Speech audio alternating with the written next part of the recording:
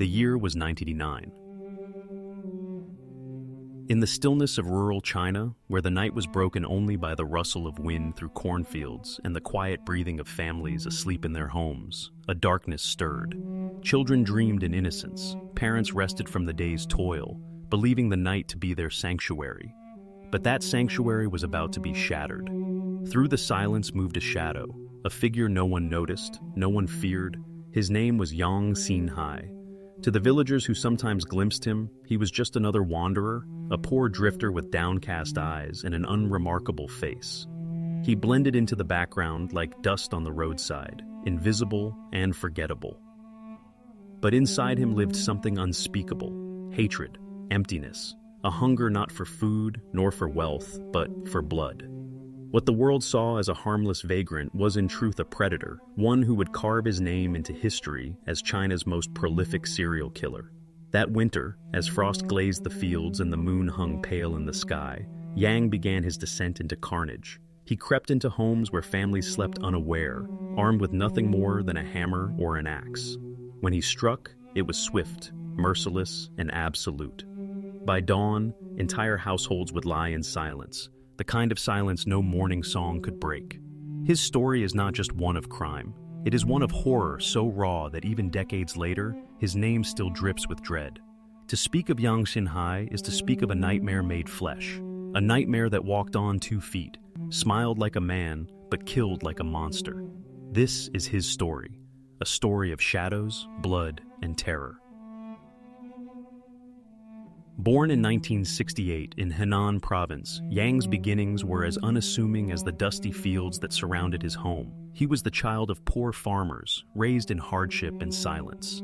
His family struggled to survive, and the boy who would later be called the Monster Key.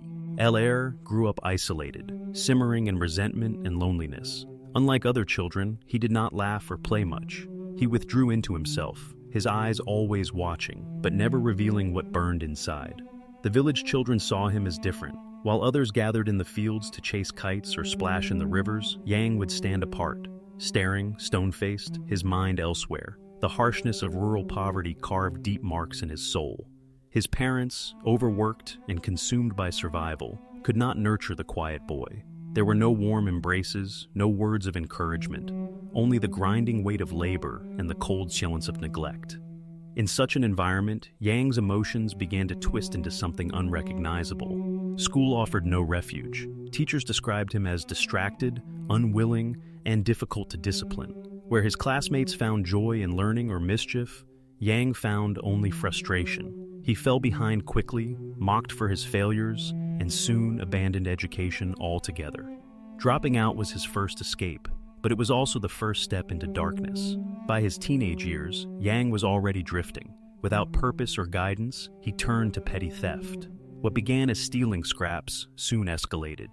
He became familiar with handcuffs and holding cells, with police officers whose faces blurred together as one punishment led to another.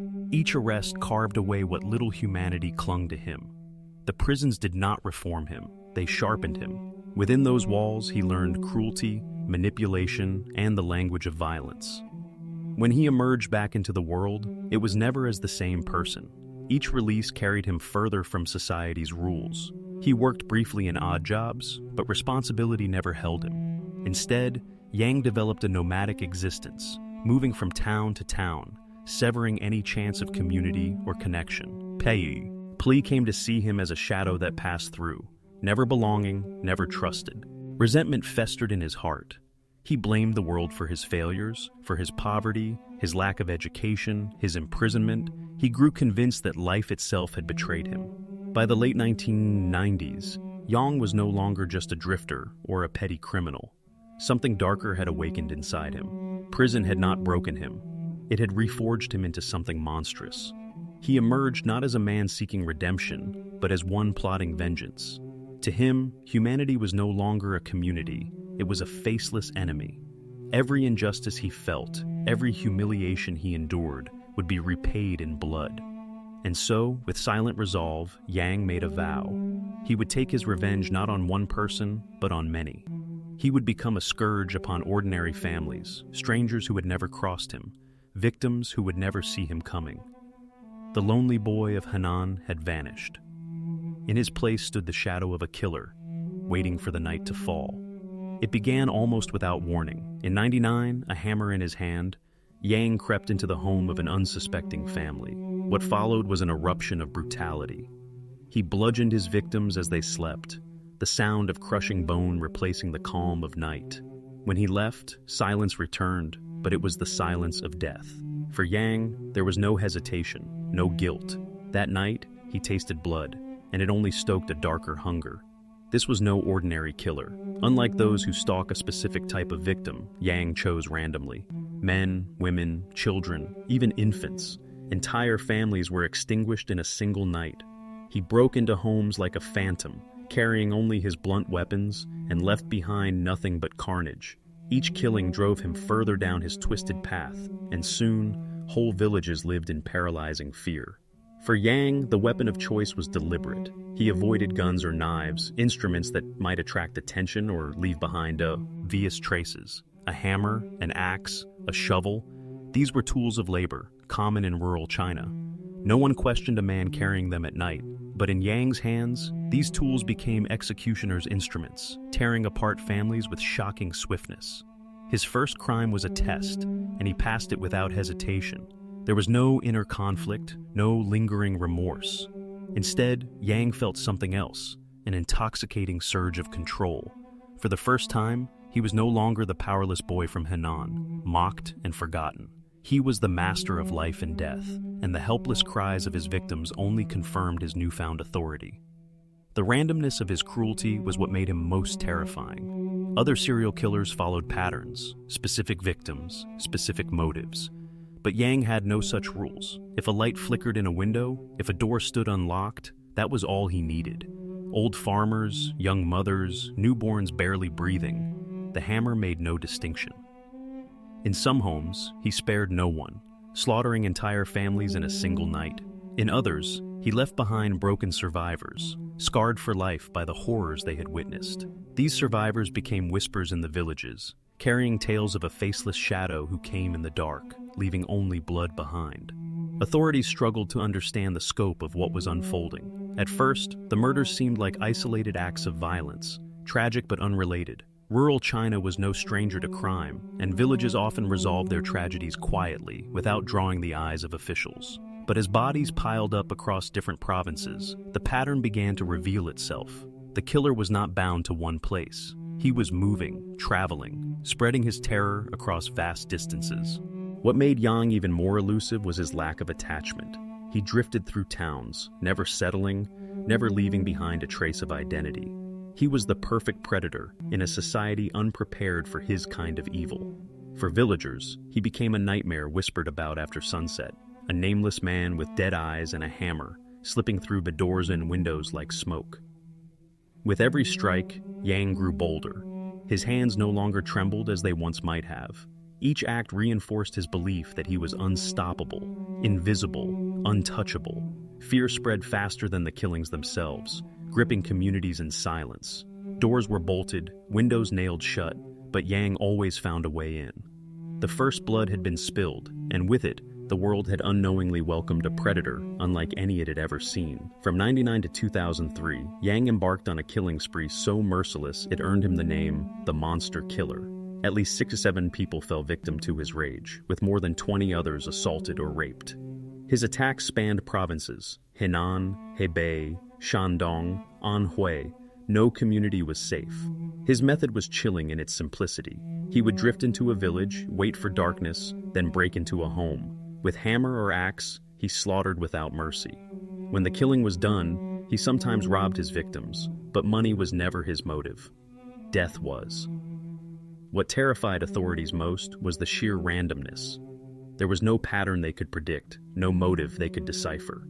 Yang was a ghost in the night, striking where no one expected. Families barred their doors, villagers formed night patrols. Yet Yang always managed to slip through. Each massacre spread whispers until his name became legend, a monster who could be anywhere, anytime. The randomness was the key to his reign of terror. Most serial killers are bound by psychology. Some are driven by lust, others by revenge, and many by obsession with a particular victim type. Yang defied these conventions. His victims were not chosen, they were available. An unlocked door, a window left ajar, a family asleep under one roof. That was all the invitation he needed. This lack of discrimination meant that no one felt safe. From infants to the elderly, the vulnerable to the strong, Yang's hammer showed no mercy. In village after village, entire households were extinguished in a single night. Sometimes he struck with the precision of a butcher, ending lives swiftly before his victims even stirred. Other times, he lingered, savoring the screams, the chaos, the terror that spread through each home as the family realized what was happening.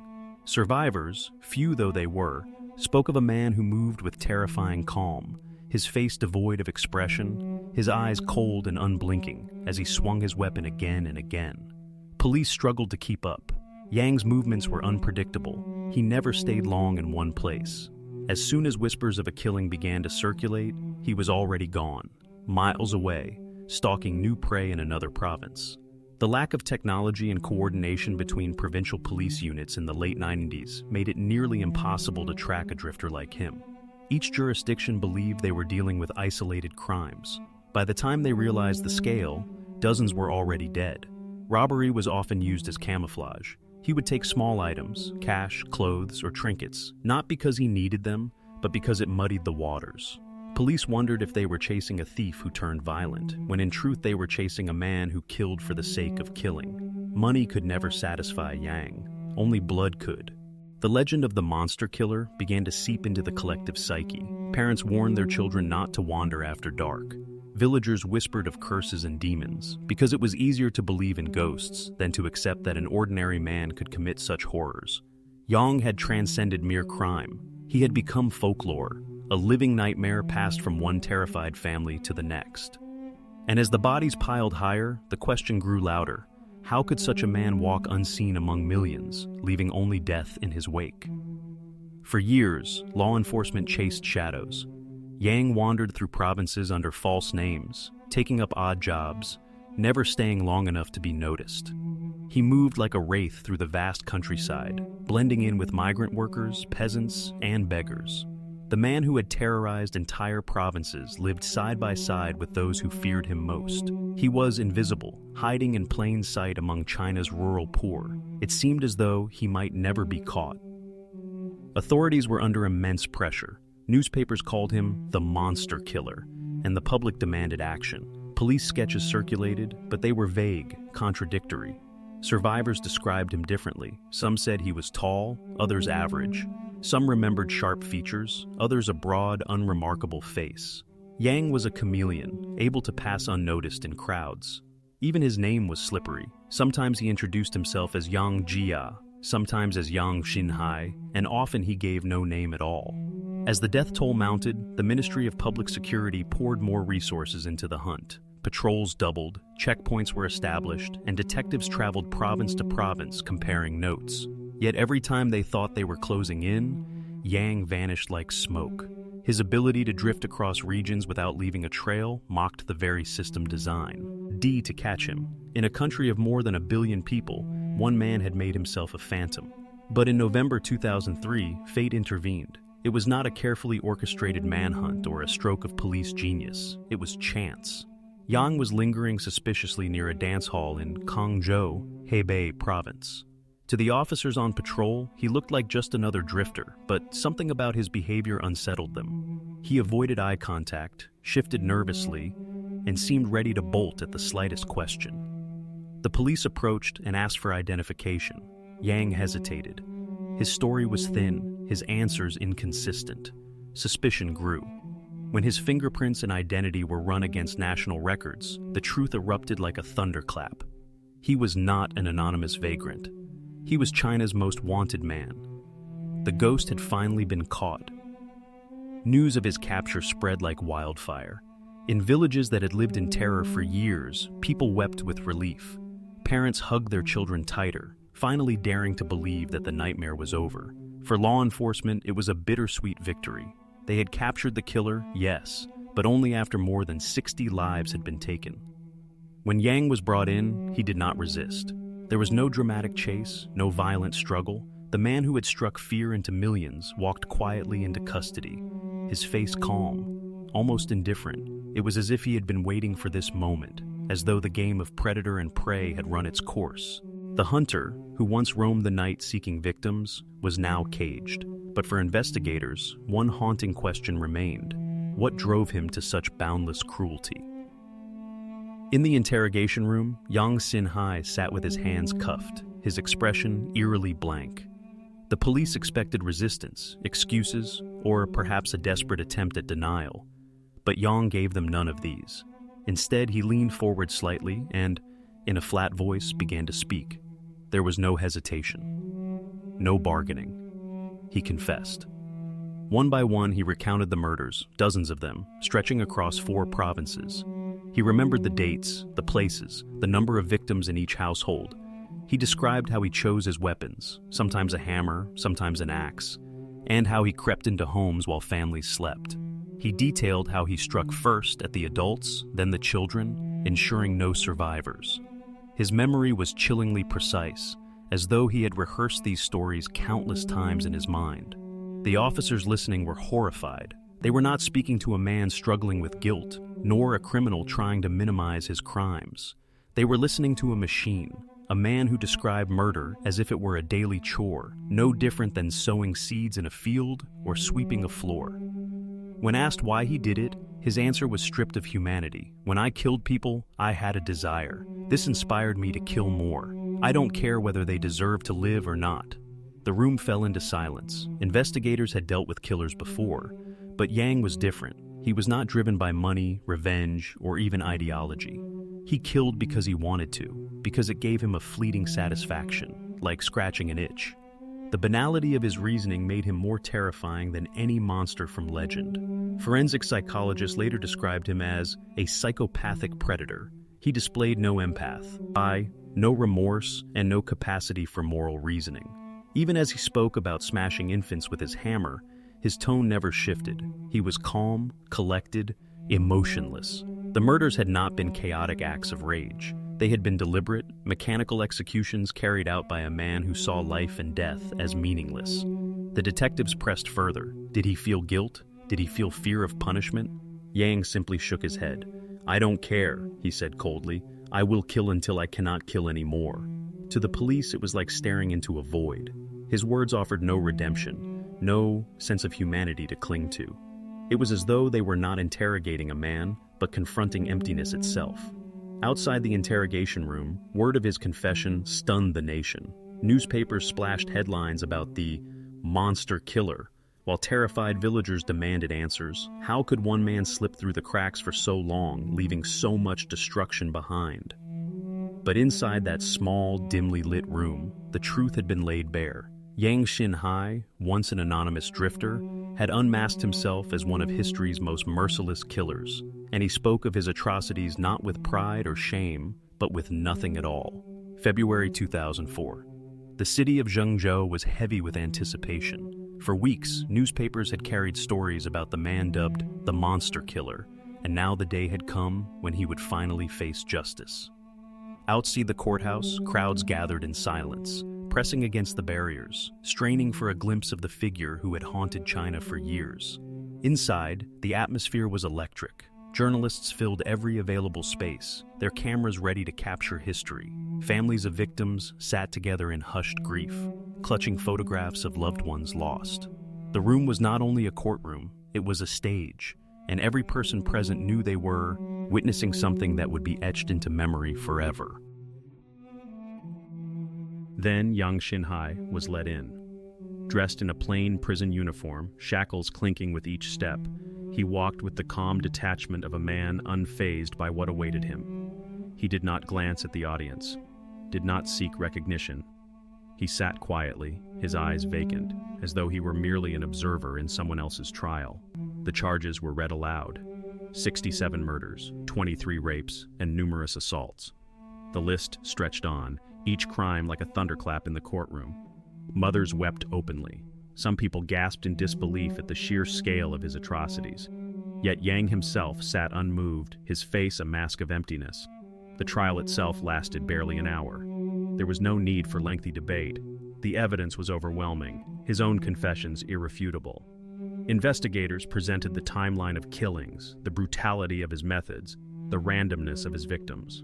Witnesses testified about the horror left behind.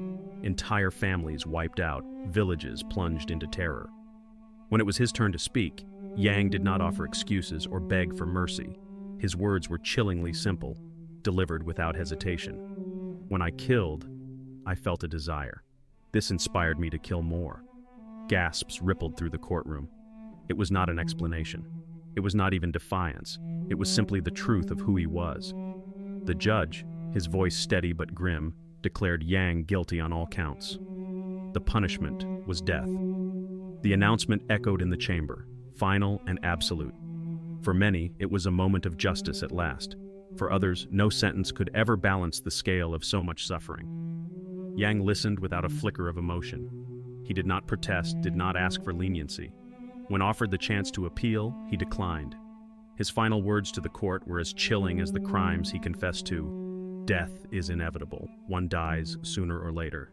Those words lingered in the air like smoke, unsettling and cold. Even in the face of his own execution, Yang remained untouched by remorse. As guards led him away, the families of victims cried out, some cursing him, others simply sobbing in grief. The trial was over, but the wounds he had inflicted on entire communities would never fully heal. In less than an hour, the law had spoken. The monster who had stalked the night was condemned to die. February 14, 2004. Valentine's Day, a day when millions around the world exchanged flowers and whispered words of love. But in China, in the city of Zhengzhou, a very different scene was unfolding. For the families of Yang Xinhai's victims, it was not a day of roses and romance. It was a day of reckoning. That morning, Yang was awakened in his cell. Guards entered with quiet efficiency, their expressions unreadable. They informed him that the time had come. He was to be executed that day. Most condemned men trembled or begged in those final moments. Yang did neither. He rose calmly, shackled at the wrists and ankles, and followed the guards without resistance. As he was escorted through the prison corridors, silence hung in the air. Other inmates watched through the bars of their cells, some in awe, others in dread. They were witnessing the final walk of the most infamous criminal China had seen in decades. Yang's expression did not change. There was no fear in his eyes, no sign of regret. If anything, he seemed resigned, almost indifferent. Outside, a convoy of police vehicles waited to take him to the execution grounds. The streets were lined with onlookers who had gathered despite strict orders to stay back. Rumors of his imminent death had spread, and people wanted to see for themselves that the monster killer would finally face justice. Mothers clutched photographs of children he had taken. Fathers stood grimly, fists clenched as the convoy passed. At the execution site, the atmosphere was heavy, almost suffocating. Officials and guards assembled, their faces set in grim determination. Yang was led to the designated spot and forced to kneel. A hush fell over the grounds. This was the moment that so many had long awaited. The officer in charge read the sentence one final time. Death for 67 murders, 23 rapes, and countless acts of violence. Yang listened without reaction. When asked for last words, he gave none. He had already spoken all he wished to say in court when he declared coldly, "Death is inevitable. One dies sooner or later." Then came the final act. A single soldier stepped forward, rifle in hand. The crowd held its breath. In one swift motion, the executioner raised the gun and fired a single bullet into the back of Yang's head. It was over. The man who had terrorized villages, who had slipped like a phantom through 4 provinces, who had slaughtered entire families with hammer and axe, was gone in an instant. His body slumped forward lifeless, as silence blanketed the ground. With that bullet, one of the darkest chapters in modern Chinese history came to a close. Yet for the families of his victims, the silence was not peace. Justice had been served, but the loved ones they lost could never return. The monster was dead, but the scars he left behind would last forever. On a day the world celebrated love, China marked the end of a reign of terror. The execution of Yang Xinhai was not just the death of a man, it was the final breath of a nightmare. Yang Xinhai remains etched in memory as one of the most prolific serial killers the world has ever seen. His case is studied by criminologists and psychologists, yet even they struggle to define what drove him. Unlike other killers, Yang sought no fame, no trophies, no twisted pleasure. He killed because he wanted to, because it filled an emptiness inside him that could never be satisfied. His randomness made him terrifying. His indifference made him inhuman. For the families of his victims, justice was delivered, but peace will never return. Entire communities were left scarred, haunted by the memory of nights when a stranger could break through the door and destroy everything. The story of Yang Xinhai is not just a tale of murder. It is a chilling reminder of the darkness that can lurk within humanity. A man who blended into the crowd, only to strike like a beast of the night. A man who left behind not just victims, but a legacy of fear. In the silence of China's villages, his shadow still lingers, a warning that sometimes the most dangerous monsters are those who kill for no reason at all.